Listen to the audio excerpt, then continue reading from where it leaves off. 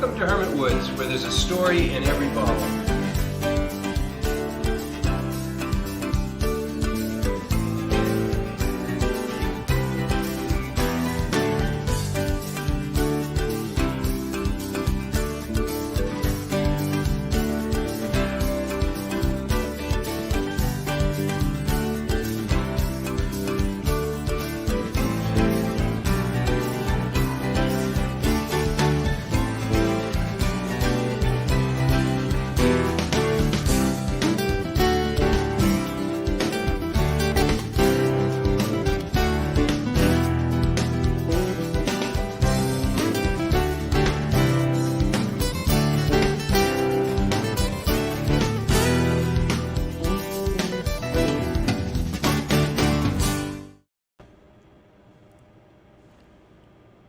It's Monday night again, live. Here, wait, let's get it right next to the mic. How's that sound? Pretty Wow, good. Pretty good. I bet you. Do that again. You know what does it? That's it's this beautiful red The Monday wine. at 5. It's the wine. Yeah, it has nothing to You do know, with the you might glass. not be able to tell this wine from a French wine No. or an Italian wine. Come on, this is made or in a New Spanish. Hampshire. I know, it's not even made out of grapes. Come on, that's I ridiculous. bet like half of a random group of people might mistake this for a French wine. There's no way. I can't believe it. You might even mistake this for a French wine. That would never happen. Welcome. Cheers to another Monday Night Live. We're off to a good start. We're off to a good start.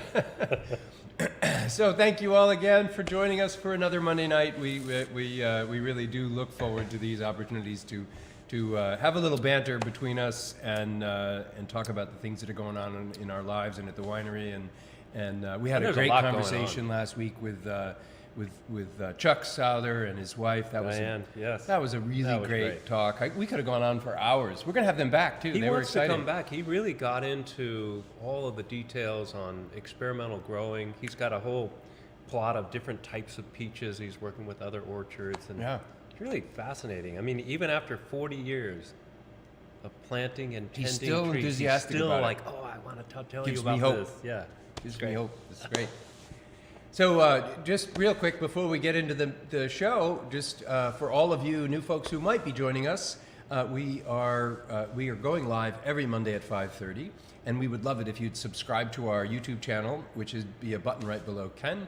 And if you are on Facebook, you can subscribe to Facebook as well. There's a little bell on your screen. Just click that bell and you'll subscribe. If you do subscribe, you'll get a notice whenever we go live, which is, as I said, almost every Monday night.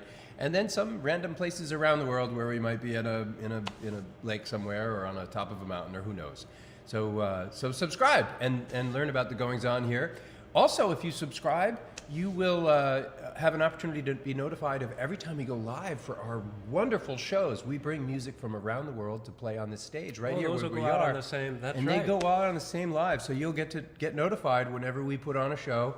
And if you can't make the show, you'll get to see some amazing music otherwise. It's really, I like the way you have that set up now with the camera and the mic. Yeah. It's really, the quality is really nice. It's coming out really good. There are times when I can't be here at the show and I can Watch it online. join in live. from home live. Do you get a It's great. notification? Do you subscribe? No. Anyway, if you're also joining us, you should make yourself known. Say hello in the comments section on Facebook or YouTube, and we will see your hello, and we'll know you're here, and we can say hello back. And if you have any questions, type your questions in the comment section, and we will answer your questions live on the show. And if we can't get to them on the show, we'll get to them after the show. If you do like the conversation that we're having and you think that others that you know would also appreciate it, please share this to your feed or to your friends and family that might enjoy it as well. And I think I've covered all the bases, so now we can talk about the show. What's everybody having for a beverage out there? What's this everybody evening? having for a beverage? What are you having? I'm having a French wine. I'm having an Italian wine. Yeah, good. Cheers to that. You got Cheers. Italian, I got French and Italian. Yes. So let's see if anybody has. We have lots of great, lots of friends here today. I love the sort of introduction when these people show up all of them, Priscilla and Gary and Matt and the rest, and Christine and Karen start and interacting and catching up with each other. It's really a great little hub of people. You know, it's kind of Core funny. people. It's funny every time we do the show and we say hello to everybody. Yeah. It brings me right back to when I was 5 years old watching that show about the Mr. Rogers? No, the one where the teacher is in a magnifying glass and I see Janie and I see what was that? Was that Zoom? No. This is 40 years ago. Well, Zoom was a long time ago. I don't know. Like Somebody out there knows what show it was, but the teacher would had be, that I see. I see, and I Reaching see out. so and so. So every time I'm reading off the names on the list, it just And brings little my Bob would be brain there going, back to- "Ah, he said my name! Yeah, he said my name. They're looking right at me." That is, of course, not the case here, but that's what it reminds me of. So, hello, everybody. Thank you for joining us. We Philippe Dinette. That's he's been here before. He's a relative of Matt's. Excellent. He's Matt's brother, maybe. Romper Room. Romper Room. Yes, thank you. Romper Room. A couple people chimed in. Our age group is among us. Yeah, I think so. Yes. They've all been there. And I see Matt, and I see Christine, and I see Gary. So today we thought we would talk about Last night? a really exciting event that we had last night. This was so much fun. We have not had this great. event since 2017. I don't know why we Is don't that what have it was? this. It was 2017. Wow. And I know, we try and do these. In 2017, a lot was going on. We were getting the When is eatery there going. not a lot Well, this is true too. But we were doing a lot. We were growing a lot, Yep. and the business was growing.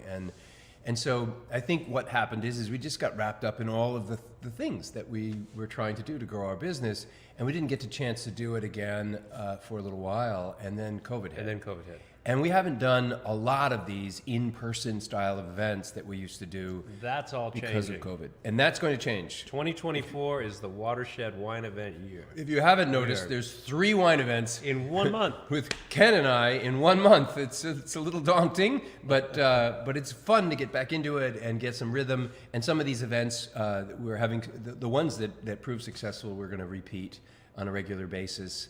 And so you'll have opportunities. If you missed this last opportunity to do our, as we call it, Judgment of New Hampshire, we're going to do it again. We're doing another judgment in the summer with whites. with whites, exactly. Yeah, last night with reds. Last night was reds. And Hermitage. Yes. I'm sorry, this is not an Italian wine. Yeah. This is made here in New Hampshire. Hermitage. It's French. Hermitage, yeah. No, it's Hermitage. How do you say it in Italian? Who knows? Something like I'm going to go to Italy and find out You're how gonna you find say out. it. Yeah, so Hermitage. It was So- really a great event. We had 28 people here, so the whole room was full. Last time we only had And 16, I think. That's all we could fit, and that was jammed. That was all downstairs. We fit 16 people. We didn't down have there. this space. We didn't wasn't have built. this space, right? But last night it was great. Everybody was here. We had the table set. We restricted people from eating anything at the beginning so their palates would be fresh. And then you spent a good 15 minutes with a great preamble on how to actually score a wine, how to appreciate a wine, how to dig in and understand the flavors and an impact of a wine has on you. How do you pull those out? You don't just toss it back. You go through a series of steps. We use the American Wine Society let's share it. grading system. So we have a couple things that we shared last night. First of all, we shared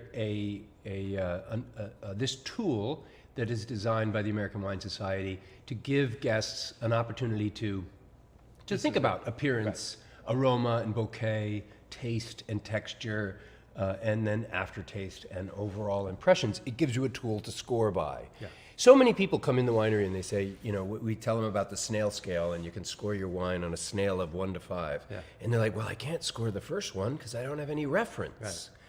And I always try and explain, if you practice this, if you get good at it, Yeah. your reference will be in your head. You will know what you like and don't like about a wine, and you'll be able to score it based on what you like and don't like about wine. And people who had never, most of the people here last night had never numerically scored a wine and dug into it. And Just, I think one person raised after their hand. 2 or 3 times, we were asking questions about how is it going? Are you getting used to it? And they're all like, yeah, this makes sense. And we do it now just automatically. We open up a new wine. Oh, I do it We with stick our every nose wine, in there, yeah. and it's like, well, not much going on there.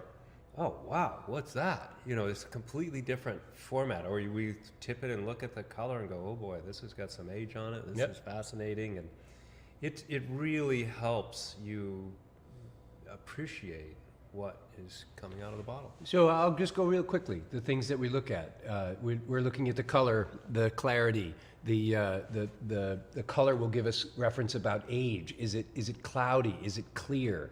And then of course aroma. And so we spin the wine in the glass and try and learn about what kinds of aromas are coming off that wine.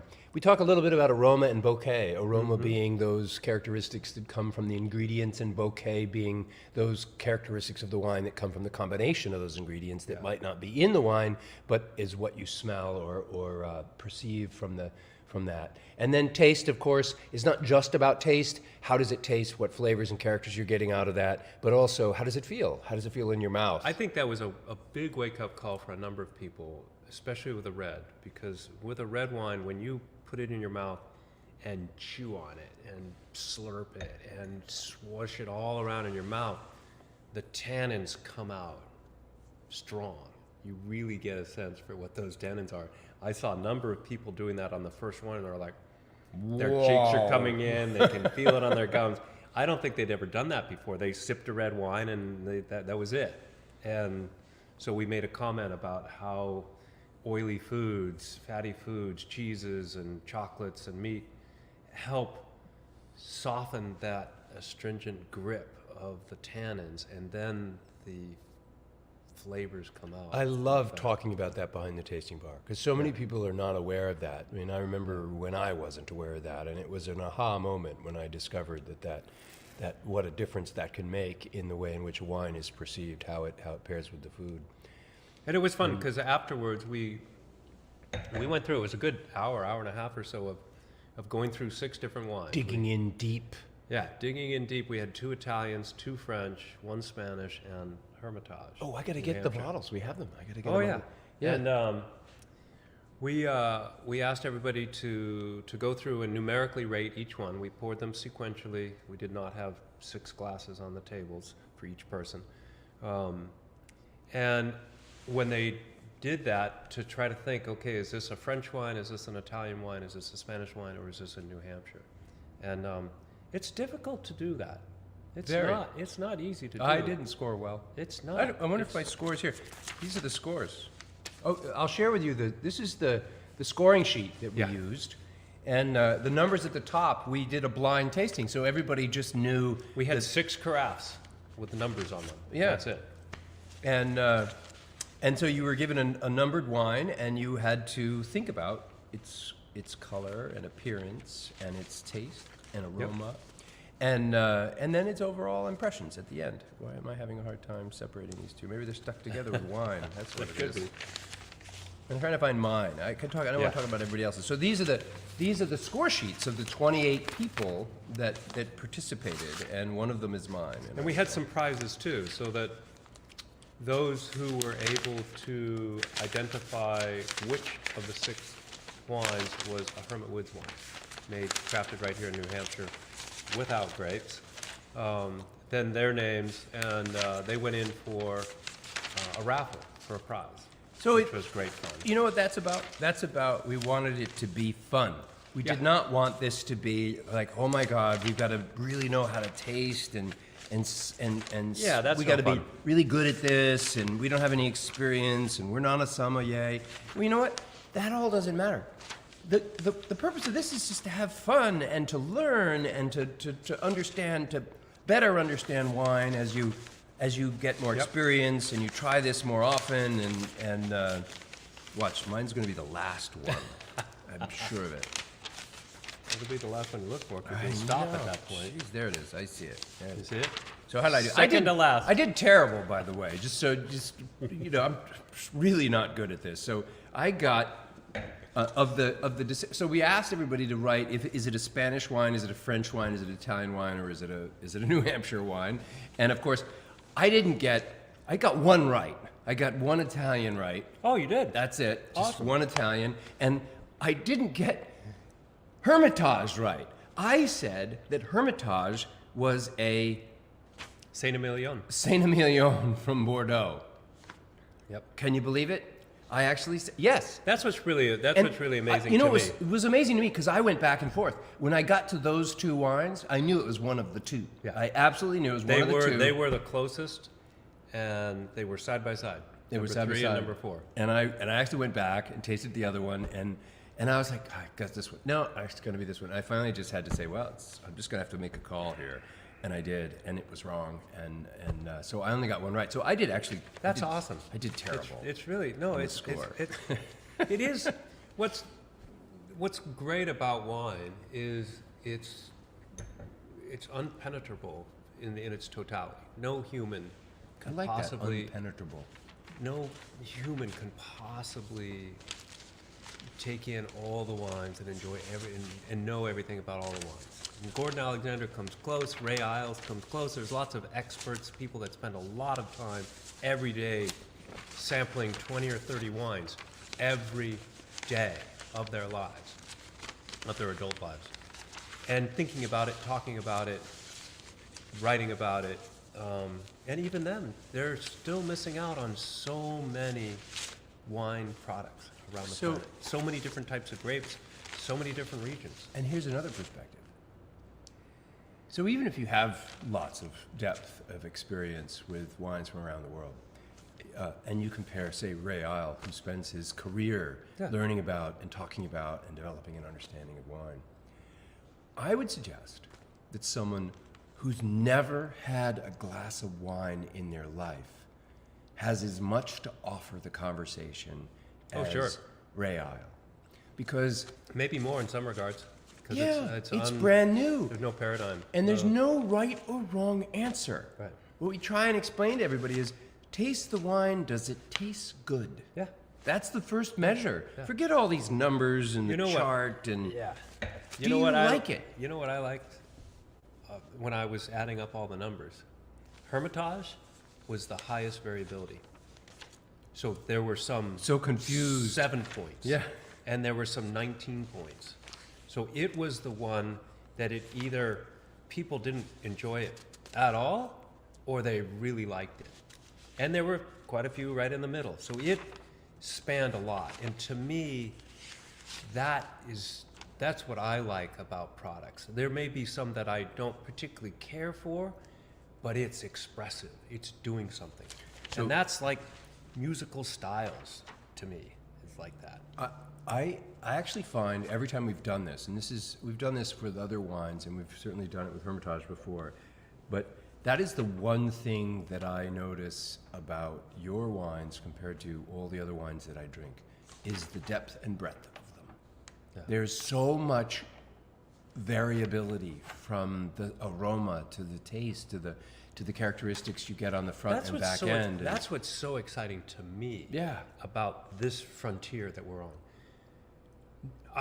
People have been working with grapes for thousands of years, and no one's been delving in at this level, with all of these different materials, trying to craft wines. So we get all sorts of crazy, fun, unique aromas and flavors. But you can see some of the numbers under number 4 there.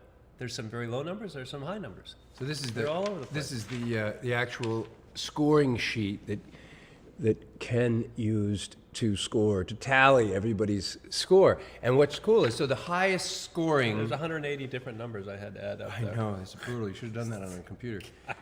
So the highest scoring wine was, oddly enough, I found this fascinating, number 6, which I thought was the least interesting wine in the bunch. Number 2. Was the highest scoring? Oh, number 2. I'm sorry. Number 6 was second highest. I'm sorry. I was surprised about number 6 because I thought that was, to me personally, it was my lowest ranked. It was my lowest ranked wine. It was the least enjoyable wine on the list. That was the Italian. That was a Quertico. Let me get the bottles. The Chianti Classico. Let me get the bottles for everybody. And the numeric winners, the number range was from around 340 to 400. So not that wide of a range. A lot of people varied their scores between 10 and 15. That was kind of the range. And the one that came out with the highest number was the Spanish wine, which is a Garnacha. And Garnacha is the Spanish word for Grenache, which is the French saying of that grape. And to me, blackberry is my Grenache. That's the way I think about it. And it's really been fun to compare these to different sorts of grapes as we do things. That's it, right there. That was the winner. So that was the 400-point wine in our tasting last night. And all of these were kind of similar. This is a 2019 vintage of that. This is a 2019 Garnacha. So this is 100% Garnacha grape, and sort of typical style. You get some influence from the barrels that's in there, just like you do with the Hermitage and the other wines. But great depth, great aromatic impact. That's what I like about this wine.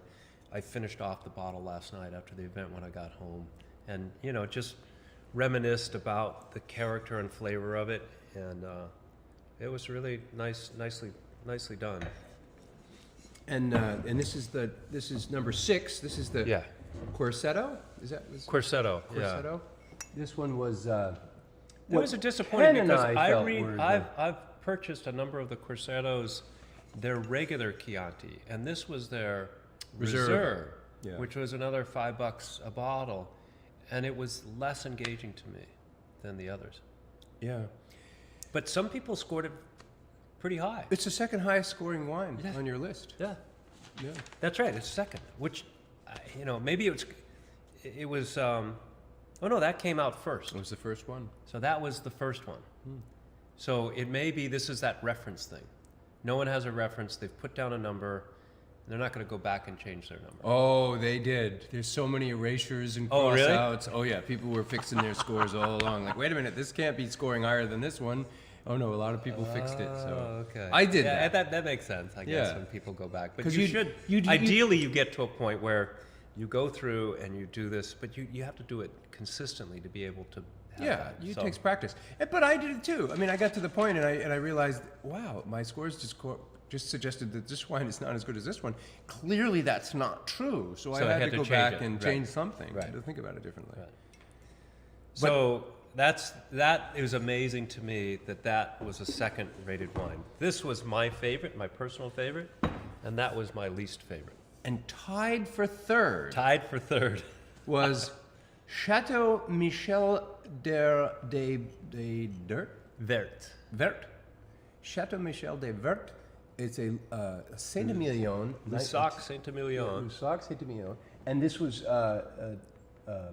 obviously from Bordeaux. This is right bank, right? Yep. So it's more Merlot than Cabernet. And I went back and forth between this wine and your wine. They were quite similar. The Hermitage. They were very similar. Yeah. And I mistook this for Hermitage, but in fact, Hermitage and this tied for third place. Yeah, and it's 4 points less than the second one, so it's not like it's off by much point-wise, right? Either. So close for second, and then not much further down to get to the fourth wine, Which was the Vaccaret, I think. Vaccaret. So this, I've actually been there. I like Vaccaret. Vaccaret is in the Rhone region of France, and that's the GSM blend, right? That's the Grenache Syrah Mourvedre. Yeah, yes, it is. Yep. Which is both Bob and I and Chuck really enjoy. Oh, Grenache GSM blends. 15%. Wow. Whew. Yeah. I didn't realize. Out of France. Yeah. In the 21st century. Yeah. How about that? So I remember. When you look back, those great first growths that we got from Chuck, from the ones that were all corked and had problems. Right, but they were from right. the late 40s and 50s, and they're all big Bordeaux's. 11.5% alcohol. I know. Alcohol has come way up. It's gone way up. Part of that is climate change. Yeah, oh, yeah, absolutely. Because everything's warming and longer, Absolutely. It's drier not seasons. from winemaking techniques. They're not adding sugar. No. It's all from climate change. And they're picking when the grape. It's not about picking the grape at a certain time. It's about picking the grape At when ripeness. the grape is the correct ripeness. Yeah. Not overripe, not underripe. and you have to accept whatever sugars come out of that. Yeah. And if a long dry season is producing more and more ripeness Yeah. and more There's sugars. 70 years of climate change embottled in wine, right there, just by ABV. That's You fascinating. could just chart ABV over the past 5, 8, 10 decades and watch. Somebody needs to climate do change. that. If it's not done already, somebody I'm needs sure to it's dig done. in on I'm that. sure that's I don't been done. know. That's pretty abstract. I don't know if anybody's made that connection. I mean, I know people connect the Yeah. two, but have they studied it and graphed it? That's fascinating. Yeah, we should. You got to dig in on that. That'd be fun. So I was going to say, Geraldine and I spent about 3 weeks in Lyon, and Vaccaray is about an hour south. It's actually just east of your favorite wine region, Châteauneuf. Châteauneuf-du-Pape. Yeah.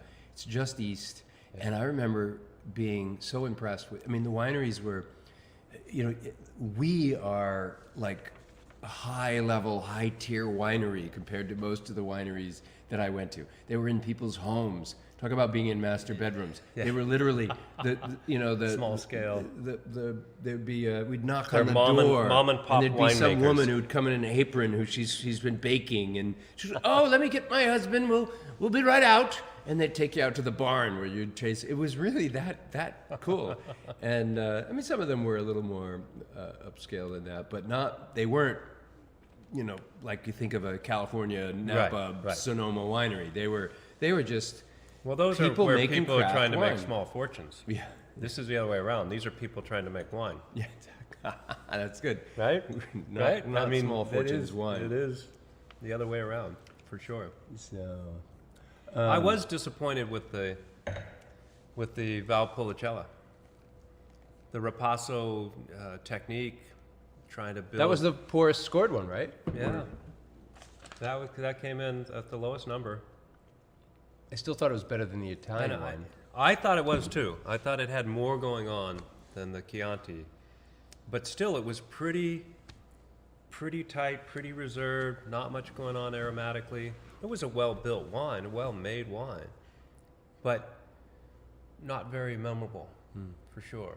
And that, I don't know if it's just what I enjoy, but I like wines that have impact.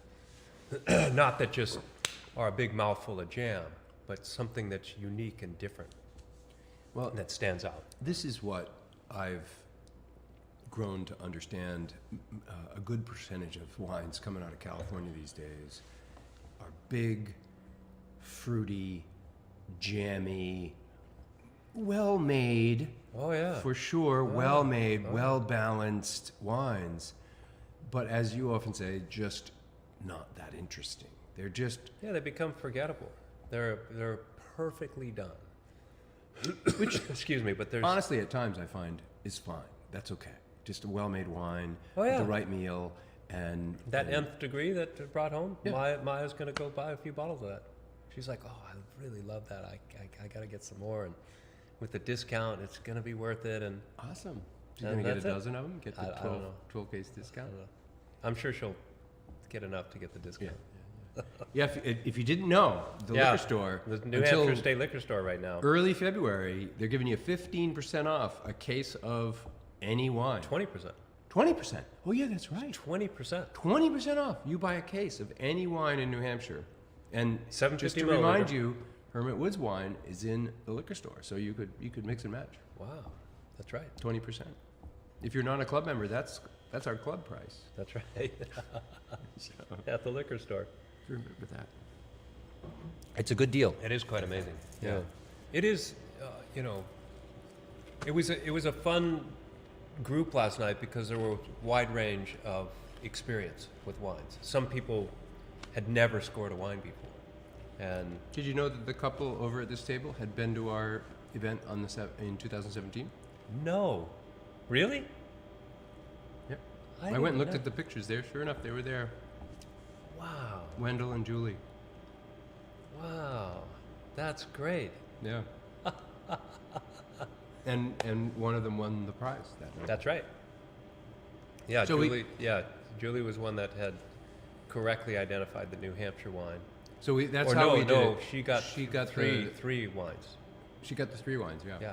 She was one of only a small group, only about a third of the group, or less even, identified Only 5 people.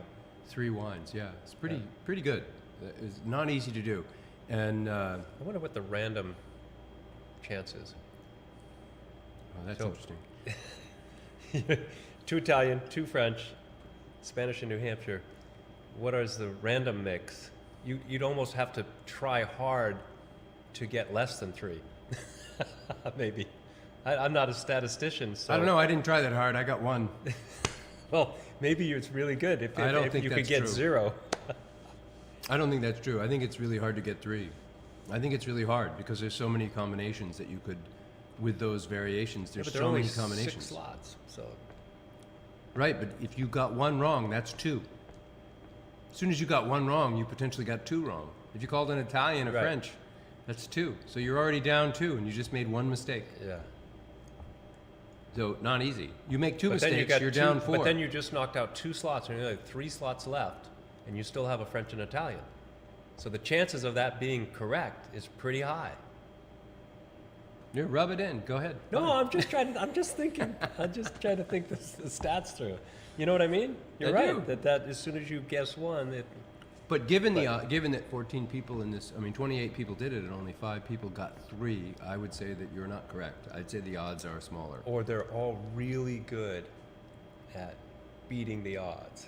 No, they weren't good. Only 5 people. They must got have been 3 trying. right. They must have trying to get it wrong. Or you're Maybe that's why I'm not a mathematician. I study rocks and wine.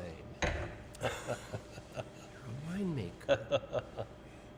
It is really, it is,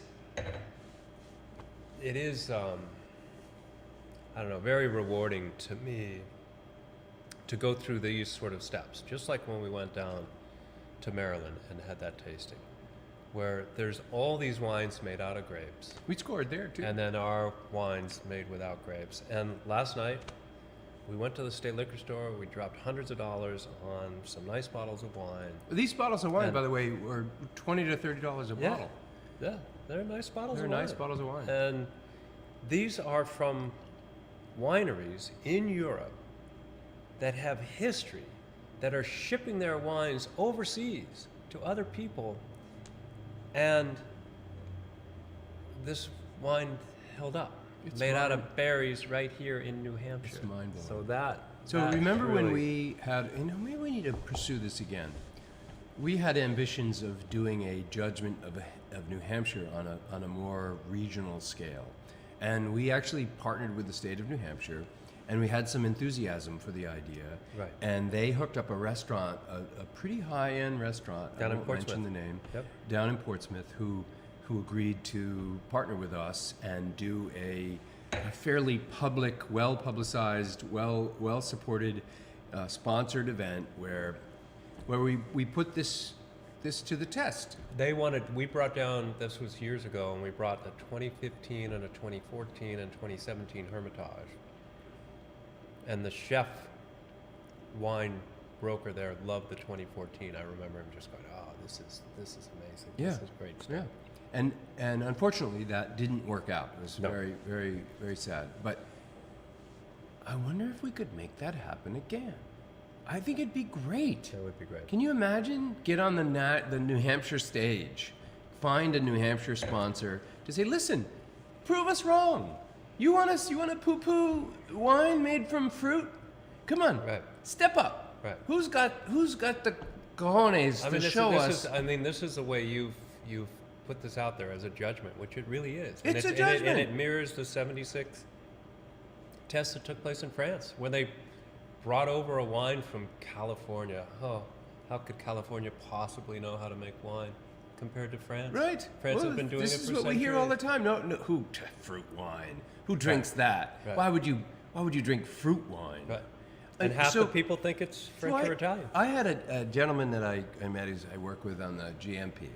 He was at the tour this Saturday, Yep. and I was chatting with him at an event that we had, and I said, "Oh, have you been into the winery?" He says, "Yeah, I've been there." He's very frank. He was very honest. I said, "Oh, good. Have you had our wine?" He says, "Yeah, I had a bottle." I had a taste. Somebody brought one home. Oh, well, what did you think? Oh, it was okay, but I don't drink fruit wine. Right. And that's what he just said. It was very clear. He says, it was okay, but I don't drink fruit wine. It's a paradigm. And I said, well, why not? What is it? Well, because it's, it's fruit wine. I like grape wine. Yeah. That's interesting. I said, so let's talk about this a little bit. So we chatted for a few minutes, and I said, you know what? I said, come on over to the winery. On me. I'll give you a tour and a tasting, and let me see if I can help open your mind up a bit here. He came in with his wife, and he said his wife was going to be the harder sell. He came in with his wife, and he spent a couple hours with her, and he walked out with 4 bottles of wine. And he was sure that he was not a fruit wine drinker, and yet he walked out with 4 bottles of wine. So it really does take opening your mind up. It really takes an opportunity to learn. And I'm not knocking anybody who says what he says.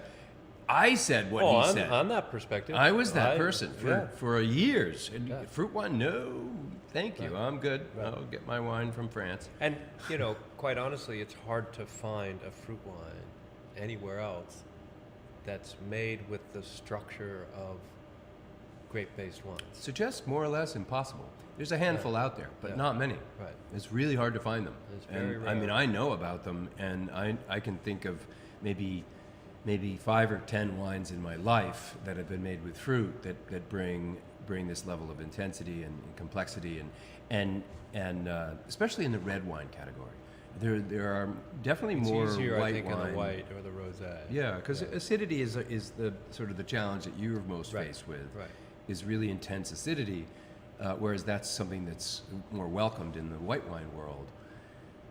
And ironically, what's happening, getting back to the whole climate change and ABV going up, the temperature has been rising and our growing season is getting longer in New Hampshire, so the berries are reaching higher sugar ripeness levels with lower acid levels.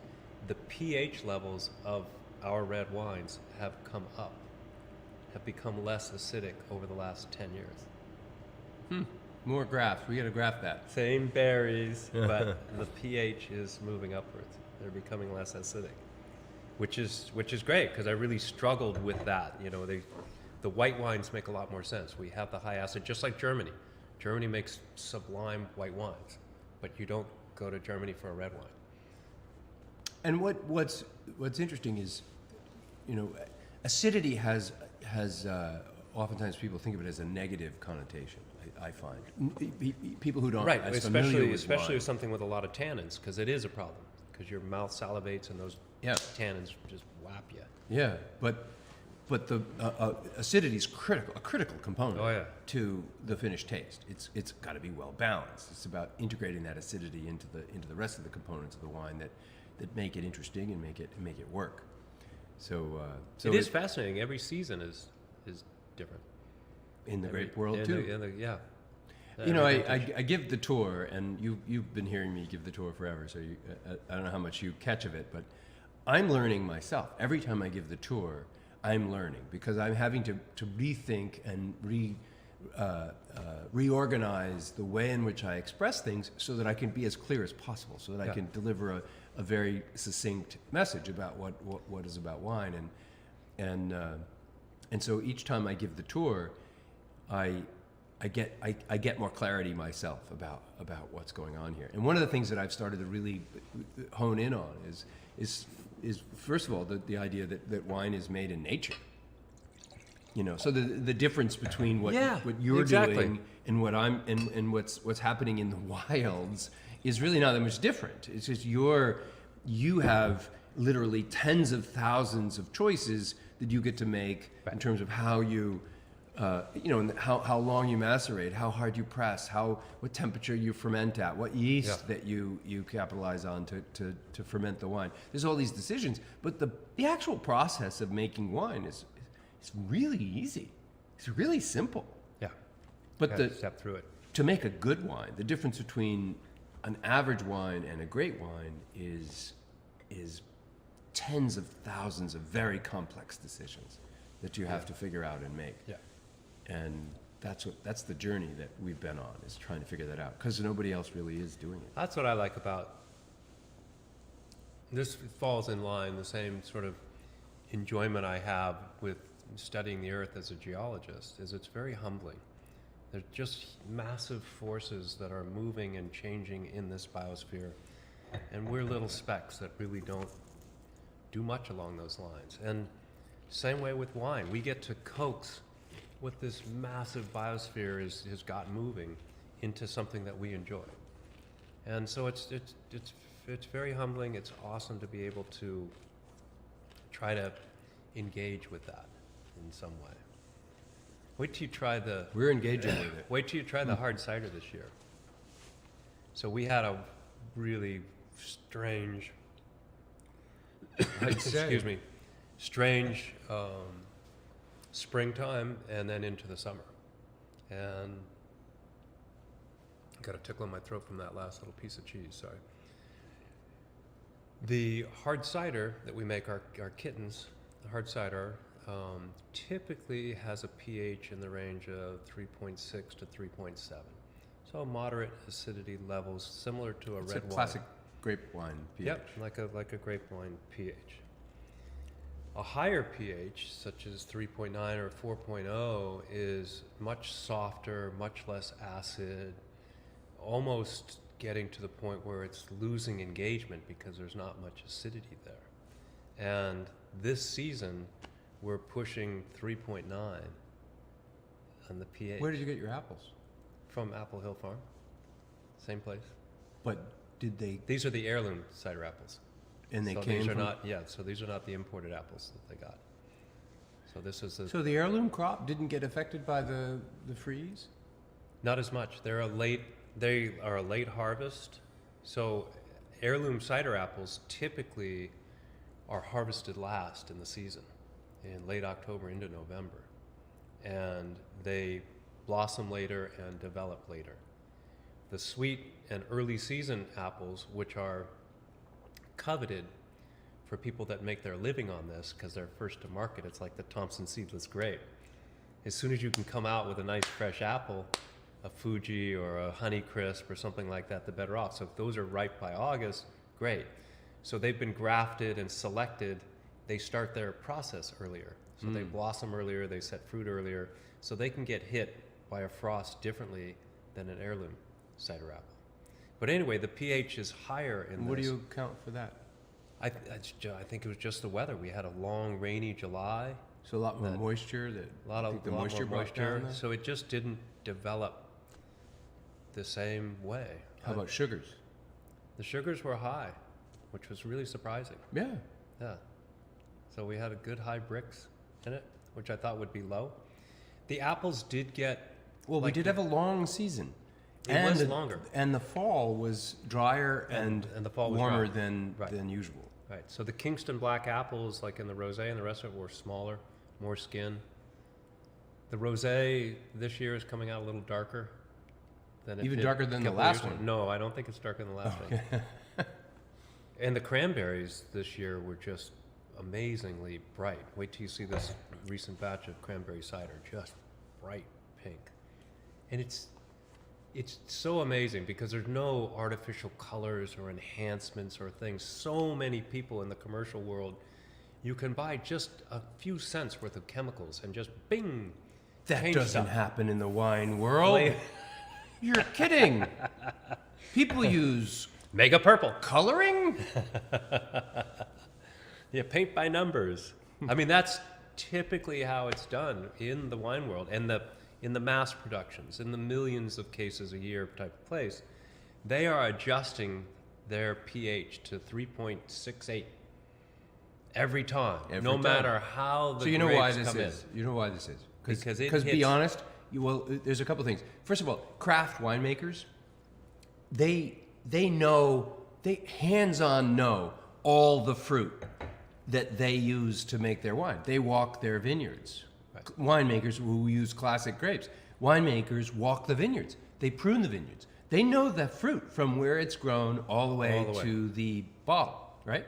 So you're making a wine, let's say, I won't want to say any names like Barefoot or anything, but if you're making a wine that is on the shelf of every supermarket in America, think about how many grapes, how many vineyards, How many acres, how many hundreds or thousands of acres are going to be required to grow grapes to serve that industry? It's going to be mechanically. It's going to be mechanically pruned, mechanically harvested, mechanically produced. mechanically delivered to the winery, and then no hands are going to touch that wine. That's going to go through processing equipment at an industrial scale that's able to move tens of millions of gallons of wine through the system very rapidly and into tanks the size of this building. And of course, you cannot handle the fruit. And not only that, the fruit is coming from such vast acreage of vineyards that the ability to control the outcomes in any one of these scenarios is extremely limited. And you don't want to leave anything to chance. Yeah. And you want to produce the same You have wonderfully to tasting produce. $6 bottle of wine all over again. Because if you buy that barefoot today and you come back 6 months later and you buy it again, it's an entirely different wine, well, you're going to be concerned. That's right. It's going to bother you. That's right. It's just like at McDonald's. You buy a hamburger, you pretty much guarantee that That's right. hamburger is going to taste just like the one you had 20 years ago. Exactly like it. That's right. Because they nailed it. They know how to make that hamburger taste the same every time. And that's the same with wine. Well, people figured this out a long time ago. You know, chemical engineers know how to tweak foods that, you know, can tickle all of our genetic leanings towards things. Matt points out that many wineries buy juice from other countries. Yeah. This is very true. So think about that. When you buy juice from other countries, one of the first things that you give up is the opportunity to have any control over the fruit. You don't even have an understanding or knowledge of where that juice came from. And then all of the decisions Or what the that farming you make, practices were. right? But then think about all the decisions that you make from the moment whole fruit comes in the winery to the moment it actually becomes just simply a liquid without sediment in it. You're thinking about maceration and temperature and yeast and punch downs and literally hundreds, if not more, variations of handling that fruit before it gets to juice. That somebody who's making wine out of simply juice doesn't get to decide. Right. Doesn't get to have any control over it. They just they have to accept whatever that juice is, however it's come forward, and they have to do their best to turn that into something interesting. And I'm not going to argue that what somebody who on a small scale, a craft producer who's making wine from juice, probably has a better crack at it than making the $6 barefoot wine than's being made, because the process is not that different, and probably once you have juice, you have a lot of other decisions you get to make that help that juice become something interesting. So you're probably ahead of the game there. You're still potentially going to make, if you have the skills to do it, you have the potential to making a wine at least as good as any of the $5 and $10 wines that are all over the world. But you do take a lot out of the picture. And that's the difference between craft. I say this on the tour all the time. There's 95% of all the wineries in the world, and call me on that statistic. I haven't researched it recently, but There went the big thumbs up in the middle of the screen again. we got a thumbs up. Yeah. I wonder how that happened. Anybody does that know how a happen? thumbs up happens on They the screen? occur. This happened. No, They're this on happened on our Zoom. Zoom Yeah. conversation. But maybe your computer is infected with the thumbs up disease. Well, So randomly no, you get a big no, thumbs no, up no. because my Mac because in computer's this cheering me on. doesn't it just you give a little thumbs up to a broadcast like this and it just lets it fly across the screen and it disappears. I think just my computer's just set it thinking. It's Just to- AI. This is intelligent. It's thing. Nice job. That's a good point. Oh, so this is a little pick-me-up computer. Yeah, it's So just every telling once me, in a while it just nice says, job, Bob. That's a "Bob, good you're point. just- You you're made on it. You nailed that one. I think it I haven't could seen be. a thumbs down yet, but I bet there's one coming. Now that you said it. Yeah. So anyway, Rockin'.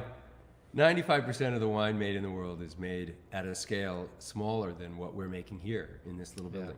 That's mind-blowing when you really think about it. And most people who hear that for the first time are like, what? No, not possible. Well, of course, because another statistic I always throw out there is that most Americans drink Chardonnay, Merlot, and Cabernet. So if all you're drinking is 3 grapes, and then somebody tells you that 95% of those 3 grapes are made at this scale or less, it's mind-blowing. That's hard to get your head around. Right. It's impossible, actually, to do. So But that's that the doesn't point. account, correct me if I'm wrong, that those 95% of those wineries don't account for the volume of wine being created around the planet. No, the volume of wine is being made by the 5% mega- that's The mega 5%. producers. Yeah, the mega producers that are making 5% of the wine are probably making as much or more wine than the 95% who are making it at our scale. Right. Absolutely. Yeah. I mean, you go to the store and you know, that's what a do you good- buy? You yeah. buy Kendall Jackson. You buy Barefoot. You buy what's the Australian one? That's Yellowtail. You Yeah. buy. You know, there's a There's a handful of few of them, brands just massive. that produce Robert Mondavi's Woodford. Woodford, and these are straight up brands that have been familiar to Americans for forever. They make billions of gallons or bottles of Chardonnay, Merlot, and Cabernet, and that's what we drink and that's what we buy. So it's hard to imagine it being done any other way. But, you know, you mentioned those, yet none of those are French or Italian, and France and Italy make more wine than anybody else on the planet, right?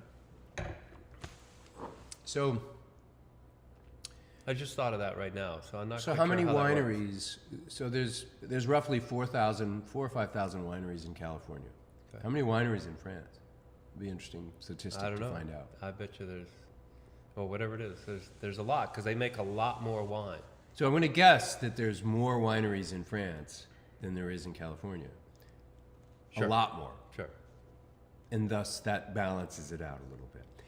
And I will also suggest that the French have figured out processed food just like Americans, and that, you know, we know there's certain French wines that you can also get on the shelf of every supermarket in America, not even in France. In France too, they drink a lot of wine, they produce a lot of wine, and the wine may not be that expensive, but it's locally available and it's from your local producer. Yet France, Italy, Spain, elsewhere, they have very strict standards on quality. And you can't produce a wine with a rating of such. It can't be a Grand Cru or a Village without it having been properly sanctioned. So many vines, so many tons produced per hectare. Well, that's right. The And certain so grapes you're allowed the to use, quality- the ripeness you're allowed to achieve. You can't even prune the way you want to prune because you have to maintain a certain quality level to be able to be produced in that area and call your wine a certain thing. In our country, we don't have that. So it is wide open, and we can do all sorts of stuff. Matt asked, what percentage do you guess is all grape? And I would honestly suggest that it is a very small fraction of 1% of the wines made in the world that are not made from Vitis vinifera, not just hybrids, but Vitis vinifera. There are lots of types of grapes, but Vitis vinifera. So, Yeah. so there, if you add, probably hybrids represent less than 1%, hybrid grapes. And then fruit less than that. And then fruit, you're talking a very, very small fraction of 1%, maybe like 1/100%, or less than that, of wines made from fruit in the world. I would guess. If you, I mean, you think about the volume of wine coming out of the wine industries, and when I do my wine appreciation, I'm going to share a little bit about the volumes of wine that are That would coming be out good of to these have countries. a little chart. It would be nice to see that. I'll see in between now and then. I Yeah. will dig into that question a little bit and see if I can find some statistics of how much wine is made from things other than grapes. And there's mead, but mead is again, it's Very it's small, microscopic. growing. fraction Cider is of it. growing. Cider's growing, but rapidly, even ciders but are it's very very small, small. even Right. Right. on that scale. So, not much wine is made. You know, Vitis vinifera Spirits are the king on the alcohol. So what is it? Interesting. Don't like score me on this, but if I recall, 70% or 60 or 70% of all the alcoholic beverages in the U.S. is spirits, right? I think it's it's like like 60-30. 60-30-10, yeah, it's something like that. So 30% would be beer, and then wine is 5 or 10%. Yeah. It's pretty small. Yeah. And then cider and mead are Below that. way below that. Yeah. Yeah. Cider's coming up fast. Yeah. That is good.